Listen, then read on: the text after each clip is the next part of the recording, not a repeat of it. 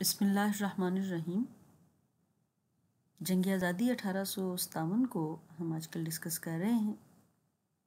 یہ بات آپ کو معلوم ہو چکی ہے کہ جنگ آزادی کیا تھی، اور ہم نے اپنے پہلے لیکچر میں جنگ آزادی کے حوالے سے جو دیا تھا اس میں جنگ کا بیک گراؤنڈ بتایا تھا، 100 سال پر مشتمل تمام بیک گراؤنڈ تھا۔ اب دوسرے لیکچر میں جنگ آزادی کے حوالے سے جو دیا وہ ان تمام پولیٹیکل ریزنز کا، پولیٹیکل کازز کا ہم نے جائزہ لیا کہ وہ تمام کیا امور تھے سیاسی جن کی بنا پر یہ جنگ لڑی گئی۔ آج کا ہمارا لیکچر معاشرتی اسباب کے حوالے سے ہے کہ معاشرے میں وہ کیا بے چینی اور اضطراب کی کیفیت پیدا ہو گئی تھی جس نے ہندوؤں اور مسلمانوں کو مل کر جنگ لڑنے کی طرف راغب کیا کہ وہ انگریزوں کو اپنے ملک سے نکال دیں۔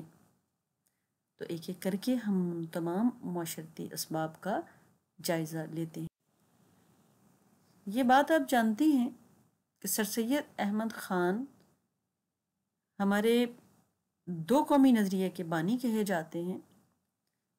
درد دل رکھنے والے، سیاسی بصیرت رکھنے والے سر سید احمد خان 1857 کی جنگ کے بعد مسلمانوں کے مدبر و رہنما بن کر سامنے نظر آتے ہیں۔ اسباب بغاوت ہند 1857 یہ تحریر ہے سر سید احمد خان کی، جنہوں نے انگریزوں کو یہ بتانے کی کوشش کی تھی کہ وہ کیا کیا اسباب تھے، وہ کیا کیا ریزنز تھیں جن کی بنیاد پر ہندوؤں نے اور مسلمانوں نے مل کر یہ جنگ لڑی تھی اور انگریزوں کو ہندوستان سے نکالنے کی کوشش کی تھی۔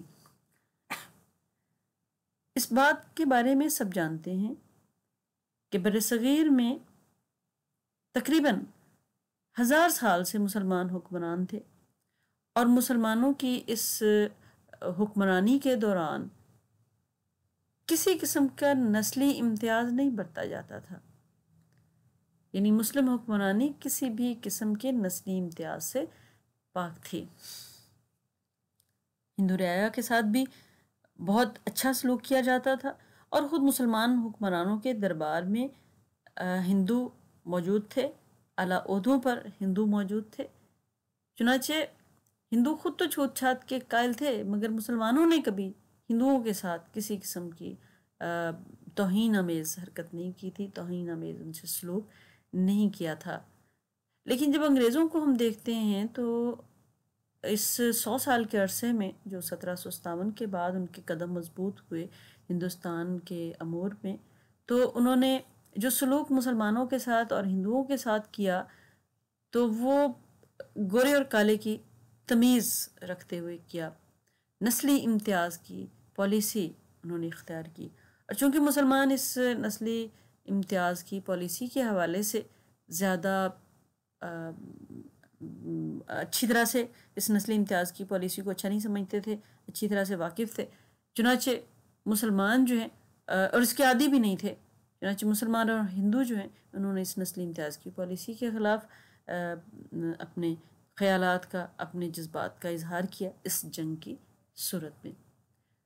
اسباب بغاوت ہند میں سر سید احمد خان لکھتے ہیں کہ ہماری گورنمنٹ نے آج تک اپنے آپ کو ہندوستانیوں سے ایسا الگ رکھا ہے جیسے آگ اور سوکھی گھاس، مطلب گھاس ہوتی ہے نا، اس کو آگ لگائیں تو جلدی سے بھڑک اٹھتی ہے، تو انہوں نے اپنے آپ کو اور ہندو معاشرے کو الگ الگ صورتوں میں رکھا ہے جیسے آگ اور سوکھی گھاس۔ ہماری گورنمنٹ اور ہندوستانی پتھر کے یعنی یہ دونوں جو ہیں ہندوستانی، یہ پتھر کے وہ دو ٹکڑے ہیں سفید اور کالے کہ پہچانے جاتے ہیں، اور ان میں فاصلہ ہے کہ دن بدن بڑھتا جا رہا ہے۔ یہ اگزامپل دے کے سر سید احمد خان نے بتانے کی کوشش کی تھی انگریزوں کو کہ جناب آپ نے ہندوستان میں نسلی امتیاز کی پالیسی روا رکھی تھی جو کہ یہاں پہلے نہیں تھی۔ ہندو اور مسلمان آپس میں اکٹھے تمام امور سر انجام دیتے تھے، چنانچہ اس پالیسی نے معاشرے میں، مسلمان ہندو معاشرے میں ناراضگی اور اضطراب پیدا کیا، جس کی وجہ سے یہ جنگ جو ہے ہندوؤں اور مسلمانوں نے مل کر لڑی۔ پھر ایک اہم بات جو سر سید نے بھی جس کی طرف توجہ دلائی تھی انگریزوں کی، کہ وہ ہندوستانیوں کے ساتھ توہین آمیز سلوک انہوں نے اختیار کیا۔ ہندوستانیوں کے سر سید احمد خان نے اپنے رسالہ اسباب بغاوت ہند میں یہ بات لکھی کہ ہندوستانیوں کے اشراف آدمی جو تھے، یعنی جو شریف لوگ تھے، ایک چھوٹے سے یورپین کے سامنے ان کی قطعاً کوئی قدر نہیں تھی۔ یہ انہوں نے اگزامپل دے کے بتایا کہ جیسے ایک چھوٹے یورپین کی ایک بہت بڑے ڈیوک کے سامنے حیثیت ہے، تو وہ یہی حیثیت ایک چھوٹے سے یورپین کے سامنے ایک شریف یہاں کے جنٹل مین بندے کی، اعلیٰ انسان کی ان کے سامنے نہیں ہے۔ یوں تصور کیا جاتا تھا کہ ہندوستان میں کوئی جنٹل مین ہے ہی نہیں ہے۔ اور دوسری بات یہ کہ ہماری گورنمنٹ کو معلوم نہیں کہ بڑے سے بڑا ذی عزت ہندوستانی حکام سے لرزاں اور بے عزتی کے خوف سے ترساں تھا، اور کیا یہ بات چھپی ہوئی ہے کہ ایک اشراف اہلکار صاحب کے سامنے، یعنی انگریز کے سامنے مثل پڑ رہا ہے اور ہاتھ جوڑ جوڑ کر باتیں کر رہا ہے، اور صاحب کی بدمزاجی اور سخت کلامی سے دل میں روتا جاتا ہے کہ ہائے افسوس روٹی اور کہیں نہیں ملتی، اس نوکری سے تو گھاس کھودنی بہتر ہے۔ یعنی انگریز اس حد تک مغرور اور متکبر تھے کہ ہندوستانیوں کو وہ اپنے برابر نہیں سمجھتے تھے۔ پولیس کے قواعد و ضوابط جب بنائے گئے تو اس پولیس کے قواعد و ضوابط کے مطابق مجسٹریٹ متعلقہ جو تھا آگرہ سے ریلیٹڈ، اس نے واضح طور پر اس میں کہا کہ ہر باشندے کو، یعنی ہر ہندوستانی باشندے کو مجبور کیا جانا چاہیے کہ وہ سڑکوں پر موجود تمام انگریز حضرات کو سلام پیش کریں، اور اگر مقامی باشندے گھوڑے کی پیٹھ پر یا گاڑی میں سوار ہیں، یعنی ہندوستانی اگر گھوڑے پر سوار ہیں، جس کو عام آپ کہہ سکتی ہیں، یا گاڑی میں سوار ہیں، تو جب تک کہ یورپین ان کے پاس سے گزر نہ جائے تب تک معززانہ رویے میں برخاست ہو کر کھڑا ہو جائے، حکم کی خلاف ورزی پر بھاری سزا دی جائے گی۔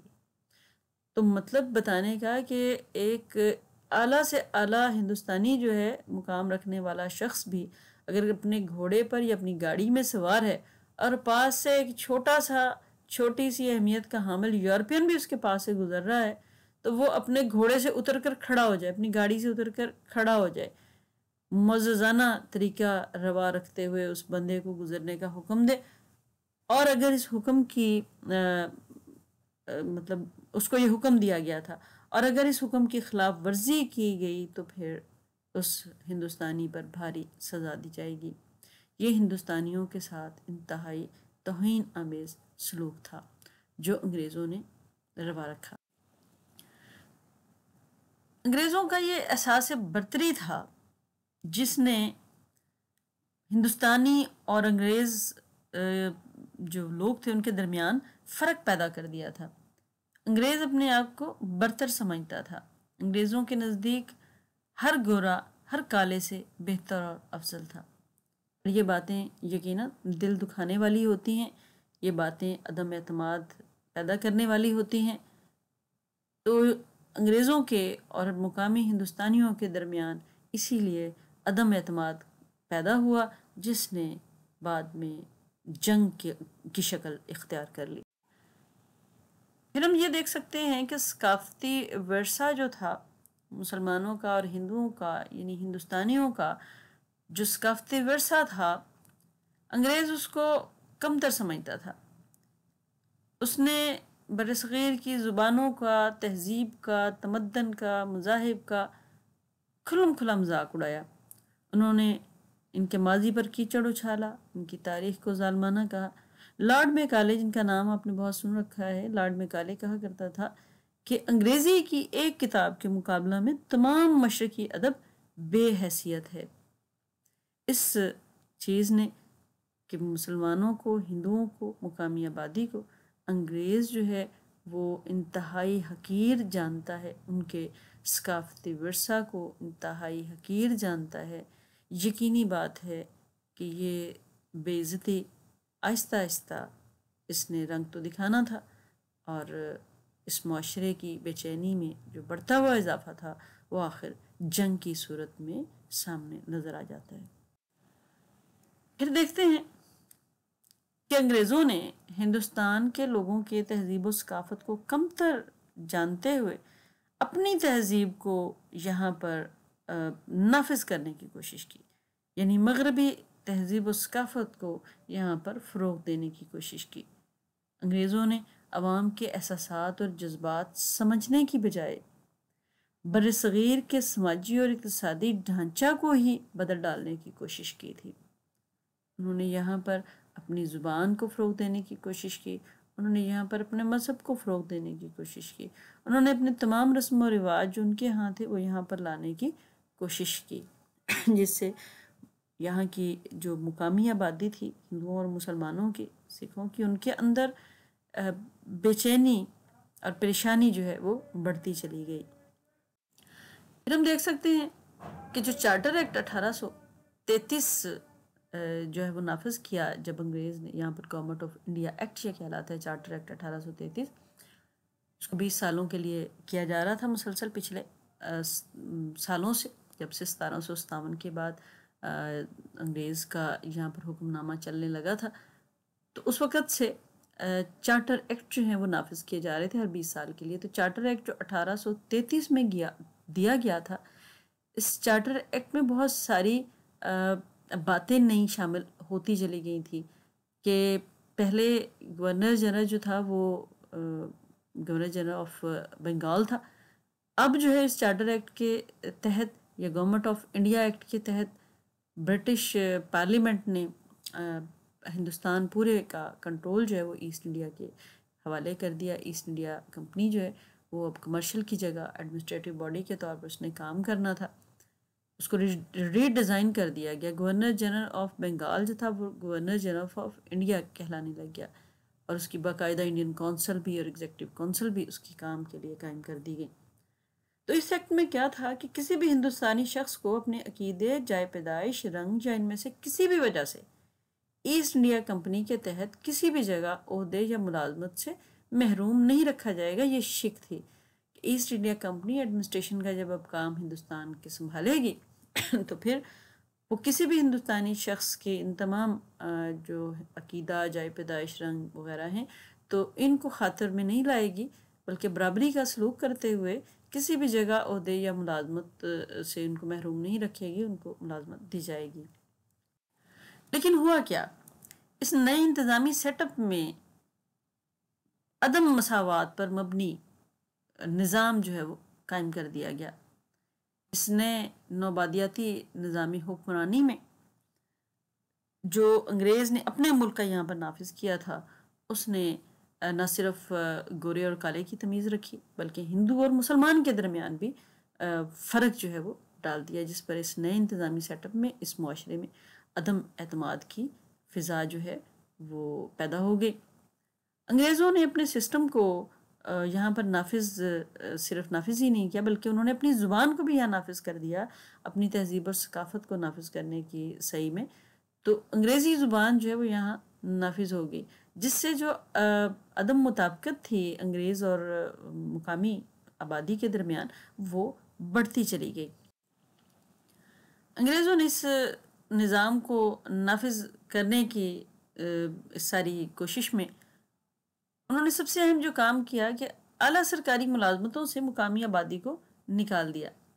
اور یہ بات آپ سب جانتے ہیں کہ مغل دور حکومت میں اعلیٰ ملازمتیں ہر باصلاحیت اور قابل شخص کے لیے اوپن تھیں، وہ بے شک ہندو تھا یا وہ بے شک مسلمان تھا، کسی قسم کی ان کے درمیان کوئی تمیز نہیں تھی۔ ہندو فوج کے سربراہ بھی بنتے رہے تھے، ہندو اعلیٰ وزراء کی صف میں بھی آتے گئے تھے۔ شہنشاہ اورنگزیب عالمگیر کا قول تھا کہ انتظامی معاملات میں مذہب کا کوئی تعلق نہیں ہونا چاہیے، لیکن جب انگریزوں نے اپنی پالیسی یہاں پر وضع کی اور نافذ کی تو ان کی یہ پالیسی مغلیہ پالیسی سے قطعاً ڈیفرنٹ پالیسی سی۔ تمام اعلیٰ سول اور فوجی عہدے ان کے لیے مخصوص کر دیے گئے تھے انگریزوں کے لیے۔ ولیم ہنٹر ایک انڈین مسلمان کتاب اس شخص نے لکھی تھی. اس نے کہا کہ ہم نے فوج کے دروازے مسلمان امراء پر بند کر دیے کیونکہ ہمیں یقین تھا کہ ان کو دور رکھنا ہماری سلامتی کے لیے بہت ضروری ہے. تو جب یہ سسٹم جو ہے وہ انہوں نے نافذ کیا تو اس سے معاشرے میں بے چینی پیدا ہونی یقینی سی بات تھی. اس بے چینی نے پھر آخر جنگ کی شکل بھی اختیار کرنی تھی، یہ بھی یقینی تھا. فوج میں کہ ہندوستانی کو جو سب سے بڑا عہدہ حاصل ہو سکتا تھا وہ صوبے دار کا عہدہ تھا، جبکہ سول سروسز جو یہاں پر نافذ کر دی گئی تھی، ان سول سروسز میں جس کا ایک ہندوستانی اہل ہو سکتا تھا اپنی قابلیت کی بنا پر، اس میں سب سے بڑا جو عہدہ دیا گیا وہ صدر امین کا عہدہ تھا. یعنی انتہائی چھوٹے عہدے جو ہیں وہ مسلمانوں کو اور ہندوستانیوں کو فوج میں اور سول سروسز میں دیے گئے. اس نئے یورپی سول اور فوجداری نظام کے نفاذ نے مسلمانوں کے اور ہندوؤں کے درمیان جو ہے وہ انتہائی پریشان کن کیفیت پیدا کر دی تھی. مسلمان جو ہیں وہ نوکریوں سے ان کو نکالا جا رہا تھا. جو موجود تھی ظاہر سرکاری زبان جب انگریزی کر دی تو انگریزی جو نہیں جانتے تھے وہ مسلمان بھی سرکاری ملازمتوں سے نکال دیے جا رہے تھے. دوسری طرف جو یہاں پر انگریز نے عدم مساوات کی پالیسی یہاں پر نافذ کی تھی، وہ مقامی عہدے ہندوؤں کو دینے کی کوشش کی، جس سے سرکاری ملازمتوں سے احساس محرومی یہاں کے لوگوں میں بڑھتا چلا گیا. اس نئے یورپی سول اور فوجداری نظام کے نفاذ کے خلاف لوگ جو ہیں وہ جنگ آزادی میں پھر سامنے نظر آ جاتے ہیں لڑتے ہوئے کہ اس نظام کو انہوں نے پورے طریقے سے اچھا محسوس نہیں کیا تھا. پھر اسی نظام کے تحت اسٹیمپ ایکٹ کا نفاذ کیا گیا اور ستی کی رسم جو ہے وہ اس کے اوپر پابندی لگا دی گئی. اب اسٹیمپ ایکٹ کے نفاذ نے تو اس معاشرے کو بے چینی میں ڈال نہیں تھا کہ جہاں پہلے انصاف مغلیہ دور میں بغیر کسی قیمت کے ملتا تھا، یہاں اب قیمت سے ملنے لگ گیا. اور 1829 میں جو ستی کی رسم پر پابندی لگائی، یہ بھی ایک اہم کام تھا کہ ہندوؤں کے یہ معاملات تھے جس کو انگریزوں نے چھیڑنا چاہا تو ہندو معاشرہ جو ہے وہ بے چینی کا شکار ہو گیا. تو پھر ان ساری بے چینیوں نے مل کر جنگ کی شکل تو اختیار کرنا تھی مسلمانوں نے ہندوؤں نے، اس لیے مل کر پھر یہ جنگ انگریزوں کے خلاف لڑی تھی. انگریز نے ہندوستان میں اس نئے نظام کو جب نافذ کیا اور تقریباً 100 سال تک جو حکومت کرنے کا اس کا یہاں پر کام ہوا، 1757 سے 1857 تک کا جو دورانیہ تھا، اس میں انگریز نے سب سے اہم جو پالیسی اختیار کی وہ تھی تقسیم کرو اور حکومت کرو کی پالیسی. اس میں ہندوؤں کو زیادہ اچھی امرات یافتہ زندگیاں دینا شروع کر دی اور مسلمانوں سے بدسلوکی اختیار کرنا شروع کر دی.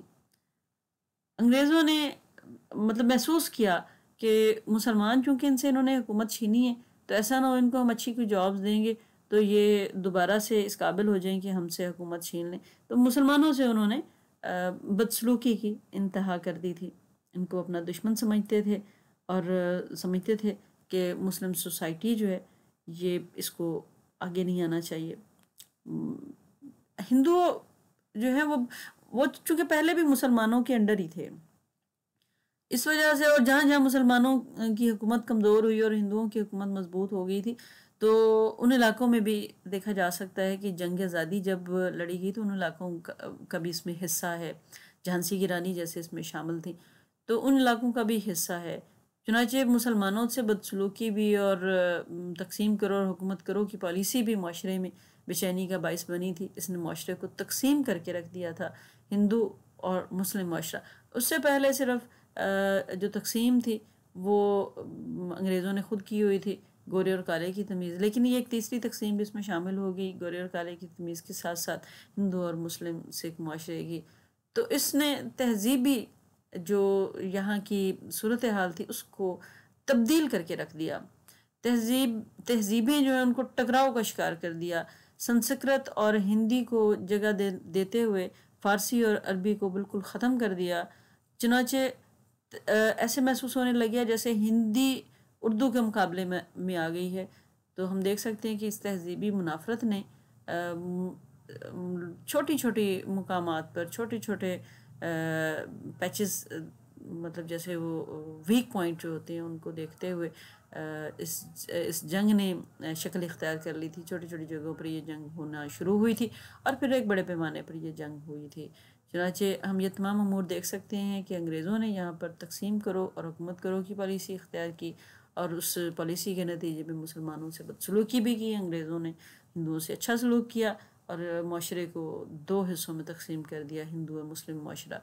اور اس کے ساتھ ساتھ اس معاشرتی تقسیم نے تہذیبی منافرت کو پھر پروان چڑھا دیا.